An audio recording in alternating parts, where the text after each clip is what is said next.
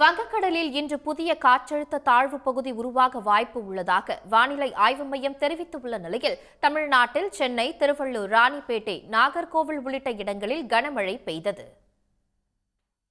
தென்கிழக்கு வங்கக்கடல் மற்றும் அதனை ஒட்டிய தெற்கு அந்தமான் கடல் பகுதிகளில் வளிமண்டல மேலடுக்கு சுழற்சி நிலவி வருவதாக தெரிவித்துள்ள இந்திய வானிலை ஆய்வு மையம், இது இன்று குறைந்த காற்றழுத்த தாழ்வு பகுதியாக உருவாக வாய்ப்புள்ளதாகவும் பின்னர் மேற்கு வடமேற்கு திசையில் நகர்ந்து மேலும் வலுவடையக்கூடும் என்றும் தெரிவித்துள்ளது. மேலும் தமிழ்நாட்டில் 5 நாட்களுக்கு கனமழை பெய்ய வாய்ப்புள்ளதாகவும், குறிப்பாக இன்று நீலகிரி, கோவை, ஈரோடு, திருப்பத்தூர், வேலூர், ராணிப்பேட்டை ஆகிய 6 மாவட்டங்களில் கனமழை பெய்யக்கூடும் என்றும் கணித்துள்ளது. இந்நிலையில் சென்னை, திருவள்ளூர், திருத்தணி ஆகிய இடங்களில் இரவு கனமழை பெய்தது.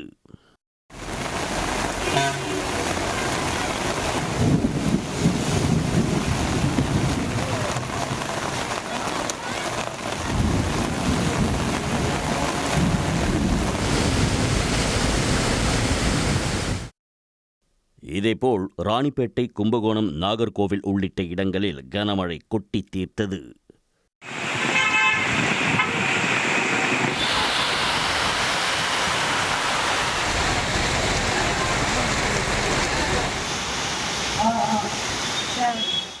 இதனிடையே நீர்பிடிப்பு பகுதிகளில் பெய்து வரும் கனமழை காரணமாக ஒகேனக்கல் காவிரி ஆற்றில் நீர்வரத்து வினாடிக்கு 50,000 கன அடியாக அதிகரித்துள்ளது.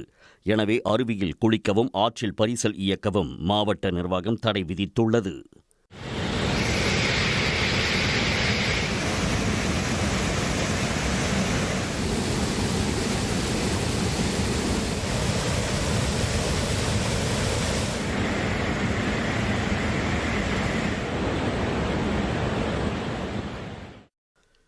மேட்டூர் அணைக்கான நீர்வரத்தும் அதிகரித்துள்ளதால் வெளியேற்றப்படும் நீரின் அளவு 55,000 கன அடியாக அதிகரிக்கப்பட்டுள்ளது.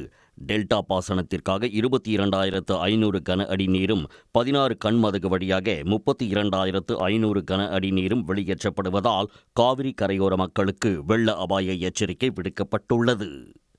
உடனுக்குடன் செய்திகளை தெரிந்து கொள்ள சன் நியூஸ் பெல் ஐகானை கிளிக் பண்ணுங்க.